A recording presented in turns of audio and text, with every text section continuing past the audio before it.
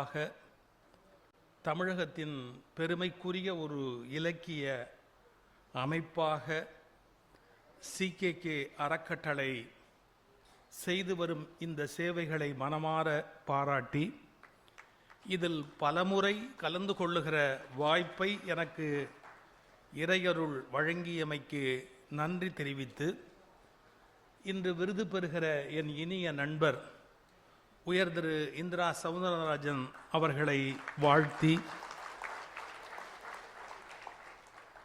இந்த விழாவுக்கு வருகை தந்திருக்கிற பெருமைக்குரிய பல பெரியோர்கள், என் இனிய மரியாதைக்குரிய நண்பர்கள் ஐயா KKB அவர்கள், விநாயகம் அவர்கள், அக்னி தங்கவேல் அவர்கள், இன்னும் பல்வேறு பெரியோர்கள் இருக்கிற இந்த அவையை வணங்கி வாழ்த்தி என் இனிய நண்பர், மரியாதைக்குரிய நண்பர் பேராசிரியர் ராஜாராம், டாக்டர் ராஜாராம் அவர்களையும், இனிய அன்புமகள் பர்வீன் சுல்தானா அவர்களையும், தமிழ்நாட்டின் ரசிகர்கள் திலகமாக இருக்கிற ஈரோட்டு ரசிகர்களையும் பணிவன்போடு வணங்கி வாழ்த்தி இந்த உரையை தொடங்குகிறேன். இங்கே யார் யார் எவ்வளோ நேரம் பேசணும் அப்படின்னு சவுண்ட் கூட்டாதீங்க, குறைச்சிருக்கட்டும். யார் யார் எவ்வளோ நேரம் பேசணும்னு எழுதி கொடுத்துருக்குறாங்க. பேருக்கு தான் நான் தலைவர், எல்லாமே அவங்க முடிவு பண்ணிட்டாங்க. இப்போல்லாம் தலைவர்களை தலைவர்களாக தொண்டர்கள் ஒத்துக்கொள்கிறார்கள்னு தான் அர்த்தமே ஒழிய அதுக்காக அவங்க தலைவர் ஆயிட்டாங்கன்னு அர்த்தமே கிடையாது. அதான் ஒருத்தன் சொன்னால், தலைவரை பின்பற்றுகிறார்களா துரத்துகிறார்களா என்பதே தெரியவில்லைன்னா, ஃபாலோ பண்ணுறதா துரத்திக்கிட்டு ஓடுறாங்களா அப்படிங்கிறதே தெரியாத ஒரு காலம். அதனால இது பெயரளவுக்கு தலைவர் அப்படிங்கிறத நான் முதல்ல தெரிவித்து கொண்டு ஒன்றே ஒன்று மாற்றலாம். அதாவது தலைவர் முன்னுரையாக 35 நிமிஷம், பின்னாடி 10 நிமிஷம் கொடுத்துருக்குறாங்க. அதில் நான் மாற்றிக்கலாம். வேணும்னா முன்னுரை 15 நிமிஷம், பின்னுரை 25 நிமிஷம்னு அந்த ஒன்றே ஒன்று தான் எனக்கு கொடுக்கப்பட்டிருக்கிற அதிகாரம். அதனால் அதை மட்டும் நான் பின்பற்றி கொண்டு எனக்கு தோணுனா முன்னுரையை சுருக்கிட்டு பின்னுரையை கூட்டுவேன், இல்லை முன்னுரையை நீட்டிட்டு பின்னுரையை குறைப்பேன். அது உங்கள் தலையெழுத்தை பொறுத்தது. இந்த CKK இலக்கிய விழா அப்படிங்கிறது எப்படின்னு கேட்டால், பாடகர்களுக்கு எப்படி திருவையாறு விழா முக்கியமோ அப்படி பேச்சாளர்களுக்கு இந்த CKK அறக்கட்டளை விழா முக்கியம். அப்படி அமைத்து கொண்டு போகிற ஒவ்வொரு ஆண்டும் ஒரு தலைவர் அருமையாக அதை நடத்தி கொண்டு போவதற்கு என்னுடைய பாராட்டு. இந்த இலக்கிய விழாவில் ஐயாவை நினைவு கூறக்கூடிய வகையில் அவருடைய திருக்குறள் மீதார்ந்த அவருடைய பற்றை நினைவு கூறக்கூடிய வகையிலே இந்த நிகழ்வில் எப்படியும் திருக்குறள் வந்துவிடும். அதன் மூலம் அவரது மரணம் ஒத்திவைக்கப்படுகிறது.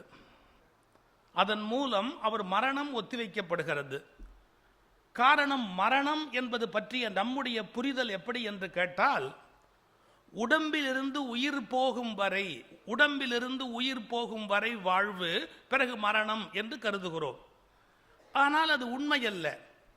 உலகில் இருக்கிற மனிதர்களின் நினைவுகளிலிருந்து, கடைசி மனிதன் நினைவிலிருந்து நம்முடைய நினைவு போகும் வரை நாம் மரணம் அடைவதில்லை என்பதுதான் வாழ்வின் பேர் இலக்கணம்.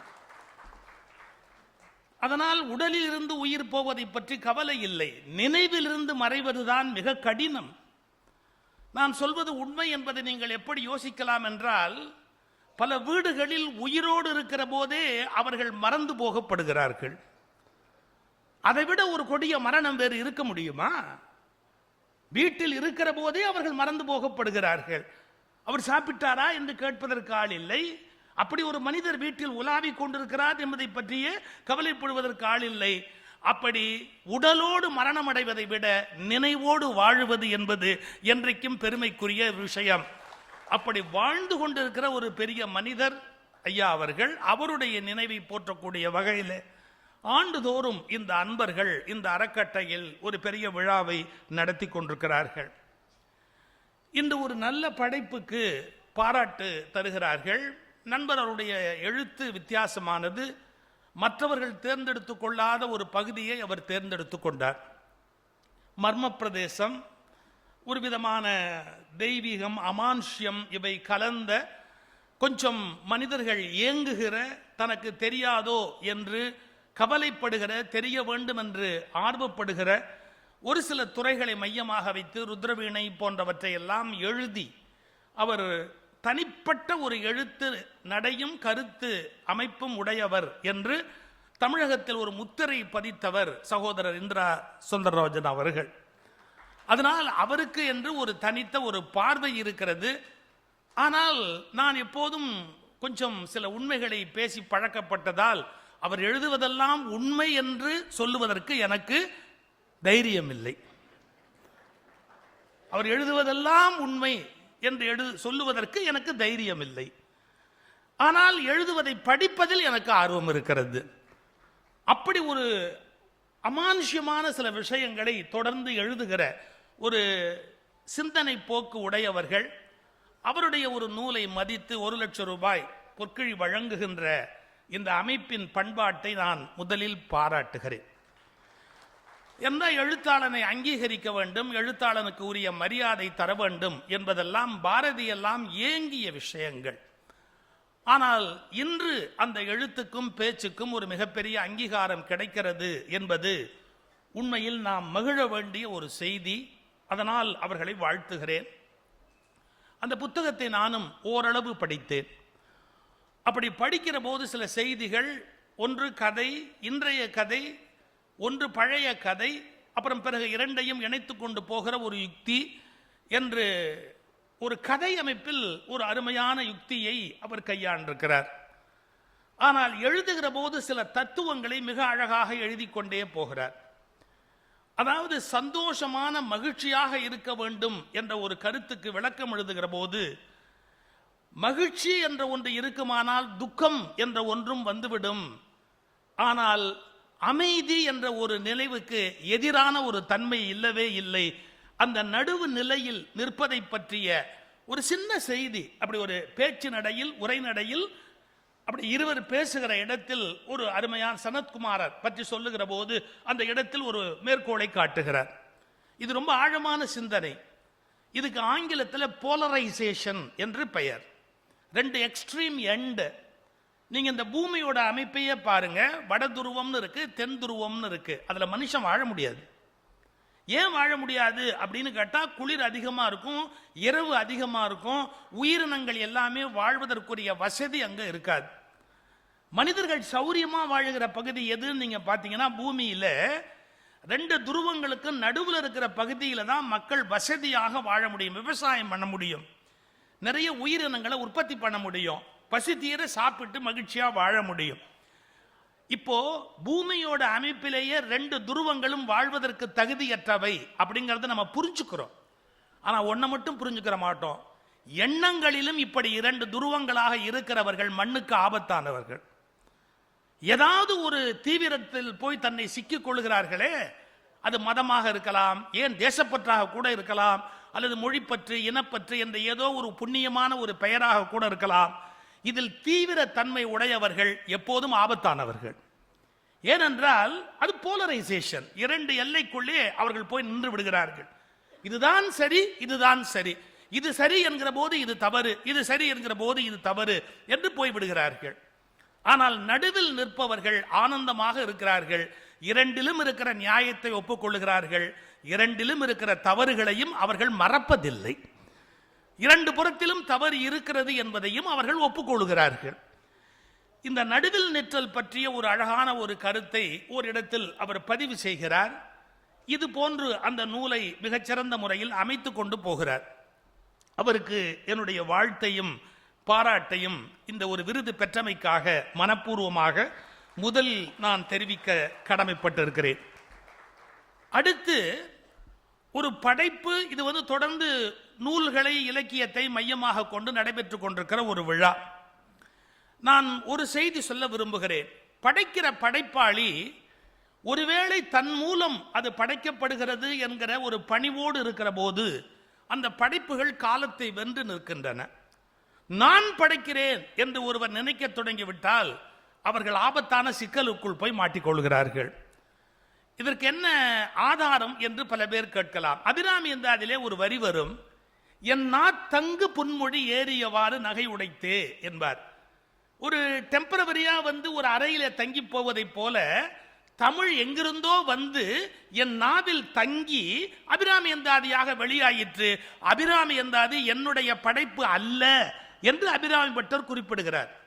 இதற்கு சரியான வார்த்தை என்ன என்று கேட்டால், கவிதை ஒரு மனிதனை பயன்படுத்தி கொண்டு வெளிவருகிறது என்பதுதான் உண்மையே ஒழிய, நான் கவிதை எழுதினேன் என்று ஒருவர் சொன்னால் எனக்கு தெரிந்து அவருக்கு படைப்பிலக்கணம் தெரியவில்லை என்று பொருள். ஏன்னா நான் எழுதுகிறேன் என்று சொன்னால் எல்லாமே வெற்றிகரமாக இருந்திருக்க வேண்டுமே. நான் எழுதுகிறேன் என்ற எண்ணத்தோடு ஒருவர் எழுத முடியாது. ஆனா பொதுவாக என்ன சொல்வார்கள், படைப்பாளிகளுக்கு ஒரு கர்வம் இருக்கும் என்று சொல்வார்கள்.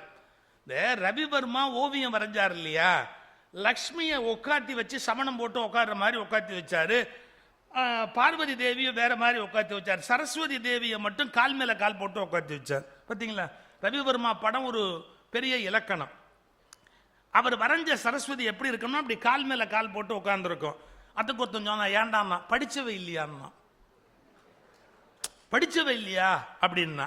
இந்த படைப்பாளிக்குன்னு ஒரு கர்வம் இருக்கும். அது உண்மை அல்ல. அதுக்கு வீராசனம்னு பேரு.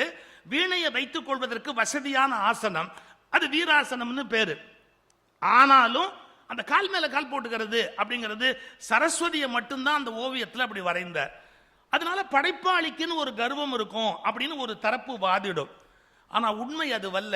எந்த படைப்பாளியும் தன் திறமையால் படைப்பதில்லை, அவன் மூலம் படைப்பு தன்னை நிலைநிறுத்திக் கொள்ளுகிறது என்பதுதான் எழுத்தை பற்றி, நூலை பற்றி, வெற்றிகரமான காவியங்களை பற்றி நாம் புரிந்து கொள்ள வேண்டிய செய்தி. டாகூர் ஏறத்தாழ ஏகப்பட்ட பாடல்கள், 6000 பாடலோ என்னமோ நினைக்கிறேன், மொத்தத்தில் எழுதப்பட்டது டாகூராலே எழுதப்பட்ட பாடல்கள். ஆனால் ஒரு முறை அவர் கவிதை எழுதுகிற போது ஒரு 6 வரி வருகிறது, 7வது 8வது வரி வரவில்லை. மீண்டும் கவிதை தொடர்கிறது, நடுவிலே 2 வரி வரவில்லை. அந்த கவிதையை அவர் எழுதி கொண்டே போகிறார். விட்டுவிட்டு விட்டுவிட்டு அவர் எழுதி கொண்டே போகிறார். அவர் மறுநாள் உலக கவிஞர்கள் மகாநாட்டிலே அந்த கவிதையை படிக்க வேண்டும். உடனே தன்னுடைய பக்கத்தில் இருக்கிற நண்பர் ஆண்ட்ரூஸ் என்று பெயர், ஆண்ட்ரூஸ் காந்தியினுடைய நெருக்கமானவர், அந்த ஆண்ட்ரூஸ் இடத்திலே இந்த கவிதையை படித்து காட்டுகிறார்.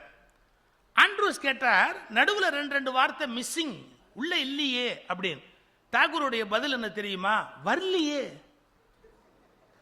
வரலையே அப்படின்னார். நான் எழுதலையேன்னு சொல்லல, எனக்கு வரலையே அப்படின்னார். ஏதோ ஒரு சினிமாவில் நாகேஷ் வந்து கைதாகிற போது ஒரு சிரிப்பு சிரிப்பார். இப்பவுமா சிரிப்பு அப்படின்னு கமல் கேட்பார், வருதே அப்படிம்பார். அந்த வருதே அப்படிங்கிறதுல ஒரு வேகம் இருக்கும். அது மாதிரி டாகூர் சொன்னார், வரலையே அப்படிங்கிறதுல ஒரு வேகம் இருக்கு, எனக்கு வரல அப்படின்னு. ஆண்ட்ரூஸ் கேட்டார், என்ன வளர்ற, நீ தானே எழுதுற, அங்க 2 வரி எழுத வேண்டியது தானேன்னு நீ புரியாம பேசுற. எனக்கு அந்த இடத்துல வரலன்னா விட்டுடணும். பாரதியார் கவிதையிலேயே அப்படி இருக்கு, 2 வரி நடுநடுவில் அப்படியே விட்டுருவார் பாரதி. அதனால வரல, என்னால நான் எழுத முடியல. ஆண்ட்ரூ சொன்னார், நீ கவியரங்கத்தில் போய் அப்படி படிச்சா மரியாதையா இருக்காது, கொண்டா அப்படின்னு வாங்கி அவர் ஃபில்அப் பண்ணார். அந்த கவிதை வரிகள் காலியா இருக்கிற வரி எல்லாம் ஃபில்அப் பண்ணார். ஃபில்அப் பண்ணி மறுநாள் போய் அந்த கவிஞர்கள் மாநாட்டில் டாகூர் படித்த போது ஒரு உலக புகழ்பெற்ற கவிஞர் எழுந்துச்சு ஒரு கேள்வி கேட்டாரு. ரொம்ப அருமையான கவிதை, பிரமாதமா இருக்கு, ஆனா நடுநடுவில் சில வரி நாராசமா வருது, அது என்னன்னு எனக்கு கொஞ்சம் விளக்கி சொன்னா பரவாயில்லை அப்படின்னார். எந்த வரி அப்படின்னு டாகூர் கேட்டார். கரெக்டா ஆண்ட்ரூஸ் எதை சொன்னாரோ அந்த வரி நாராசமா இருக்கு, கேட்க என்னால முடியல, அந்த இடத்துல எனக்கு ரொம்ப அருவருப்பா இருக்கு அப்படின்னார். டாகூர் ஒன்னும் சொல்லல, ஆண்ட்ரூஸா ஒரு பார்வை பார்த்தார். அதுக்கப்புறம் சொன்னார், கவிதை என்பது எழுதப்படுவதல்ல, நம் மூலம் வெளிப்படுவது. படைப்பு என்பது நம் மூலம் வெளிப்படுவது. அதுதான் அபிராம் பட்டர் சொன்னார், என் நாத்தங்கு பொன்மொழி. அது ஏன் பொன்மொழி ஆயிற்று தெரியுமா? தெய்வீகமானது நாவில் தங்கிய காலத்தில் அது பொன்மொழி ஆயிற்று. ஏன்னா ஒரு மனித சரீரத்துக்குள் பூந்து வெளியே வருது இல்லையா, அந்த ஒரு குறை அதுக்குள்ள ஏற்பட்டு விடுகிறது. என் நாத்தங்கு பொன்மொழி ஏறியவாறு நகை உடைத்தே அப்படின்னு பாடினார். அதனால முதல் விஷயம் என்னன்னு கேட்டா, ஒரு படைப்பாளிக்கு அகங்காரம் இருக்கக்கூடாது. என் மூலம் இது வெளிப்படுகிறது அப்படிங்கிற பணிவு வருகிற போது ஏகப்பட்ட விஷயங்களை உலகத்துக்கு கொட்ட முடியும். ஐயா, காளிதாசனை பத்தி ஒரு செய்தி. காளிதாசன் ஒரு முறை எங்கேயோ ஒரு இடத்துக்கு போய் கொண்டிருக்கிறார். அப்படி போய் கொண்டிருக்கிற போது அவருக்கு தாகம் எடுத்தது, தண்ணீர் தாகம். அந்த தண்ணீர் குடிக்கிறதுக்காக அந்த ஊர் கிணத்துல ஒரு அம்மா தண்ணீர் இறைத்து கொண்டிருக்கிறார். அந்த அம்மாட்ட போய் கேட்கிறார், அம்மா தாகமா இருக்குமா, கொஞ்சம் தண்ணீர் கொடுங்கம்மா, தண்ணீர் குடிக்கணும் அப்படின்னு காளிதாசன் கேட்கிறார். மகாகவி காளிதாசன் கேட்கிறார். அந்த பொண்ணு சொன்னா, தண்ணி கொடுக்கட்டும், முதல்ல நீ யாருன்னு தெரிஞ்சாதான் தண்ணி கொடுக்க முடியும்னா. இதுல ரெண்டு பொருள் இருக்கு. ஒரு காலத்துல தண்ணியே யாருன்னு கேட்டுட்டு தான் கொடுப்பாங்க.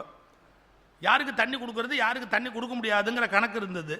அவ கேட்கறா, ஒரு கேள்வி கேட்கறா, நீ யாருன்னு தெரியாம நான் எப்படி தண்ணி கொடுப்பேன், நீ யாரு அப்படின்னு கேட்டேன்.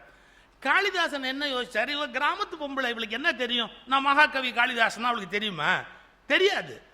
அதனால ரொம்ப இவளுக்கு என்ன தெரிய போகுது அப்படின்ற ஒரு எண்ணத்துல நான் வந்து வழிப்போக்கன்மா, நான் அந்த வழியில போற ஒரு வழிப்போக்கன் வச்சுக்கிய, வழிப்போக்கன் தண்ணி கொடு அப்படின்னு. அந்த அம்மா சொன்னா, நீ ஒரு முட்டாள். வழிப்போக்கன்னு சொன்னா எனக்கு தெரிஞ்ச 2 பேர் தான் வழிப்போக்கன். யாரு?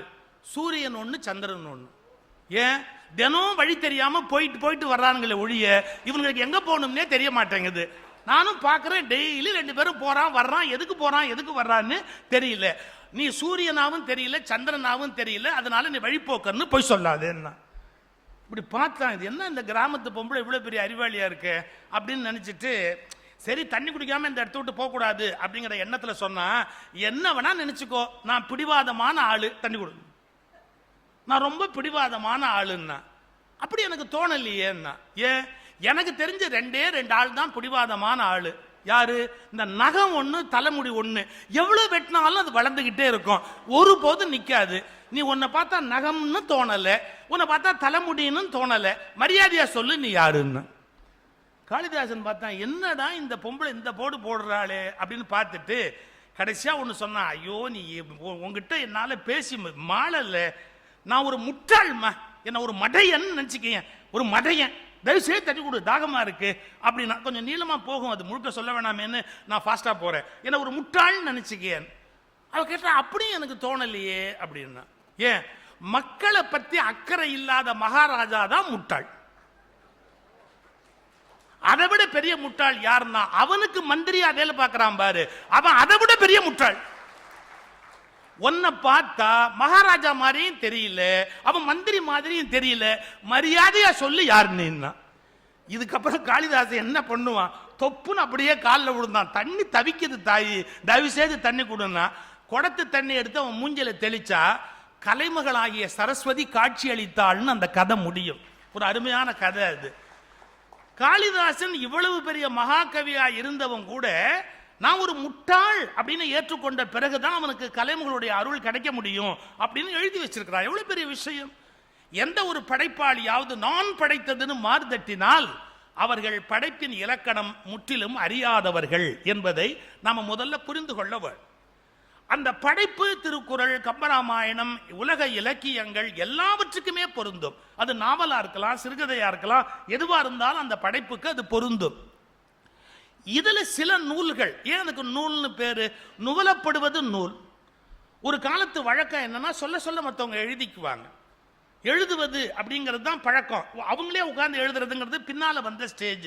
உட்காந்து மீனாட்சி சுந்தரம் பிள்ளை காலையில பேசினார் நம்முடைய தமிழறிவி மணியன் அவர்கள். மீனாட்சி சுந்தரம் பிள்ளை அவர்கள் அப்படியே சொல்லிக்கொண்டே போவார், எழுதுவார்கள். ஏன்னா அவ்வளவு ஃபாஸ்டா கொட்டும். ஒரு கொடுமை சொல்லட்டுமா, பின்னால காலத்துல பிள்ளைவாளுக்கு கை நடுக்க வந்துருச்சு. ஒரு மாதிரியான அந்த கை நடுக்கம் இப்படி ஏற்பட்டு அந்த கை இப்படி நடுங்குது. அதுக்கு ஒருத்தர் எழுதுனா, பிள்ளைவாளுக்கு வயதாகி நோயினால் கை நடுங்கிற்று என்று பொருள் அல்ல. அவர் பாட எழுத தொடங்கியவுடன் சொற்கள் ஓடி வந்து, என்னை உங்கள் பாட்டில் சேர்த்துக் கொள்ளுங்கள், என்னை உங்கள் பாட்டில் சேர்த்துக் கொள்ளுங்கள் என்று கேட்கிற போது, போ பிறகு பார்க்கலாம், போ பிறகு பார்க்கலாம் என்று சொல்லி சொல்லியே கை எப்படி ஆகிவிட்டது. அதாவது சொல் வந்து நிக்குமா, ஊழியம் பண்ணுமா மீனாட்சி சுந்தரம் பிள்ளைக்கு, நான் என்ன பாட்டில் சேர்த்துக்கோ அப்படின்னு சொல்லி. என்ன பொருள் அப்படின்னு கேட்டா, ஒரு படைப்பவனிடத்திலே சொற்கள் ஊழியம் செய்வதற்கு தயாராக இருக்கின்றன.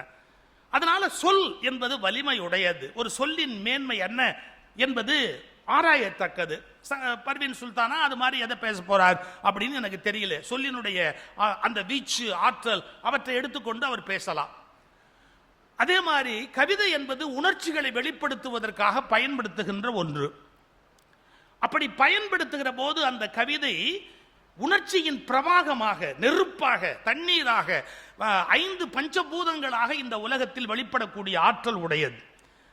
அப்படி உணர்ச்சிகளை நெருப்பு கவிதைகளாக பேராசிரியர் ராஜாராம் அவர்கள் பேசக்கூடும் என்று நான் எதிர்பார்க்கிறேன். இதெல்லாம் நேயர் விருப்பம் தானே ஒழிய நம்ம என்ன விரும்புகிறோம் அப்படிங்கிறதுக்கான ஒரு நேயர் விருப்பம். எப்போதுமே பேச்சாளர்கள் கொடுத்த தலைப்பில் தான் பேசணும்னு ஒன்றும் சட்டமெல்லாம் ஒன்றும் இல்லை. அப்படி கட்டாயமாக பேசாட்டி 6 மாதம் ஜெயிலில் வைக்கிற மாதிரியான நிலைமை எல்லாம் இன்னும் இந்த நாட்டில் வரல, கவலைப்படாதீங்க. அதனால ஒரு அடையாளத்துக்கு அந்த தலைப்பை நீங்கள் அப்படி கையாளுவீங்களோ அப்படிங்கிற எண்ணத்தில் சொன்னேன்.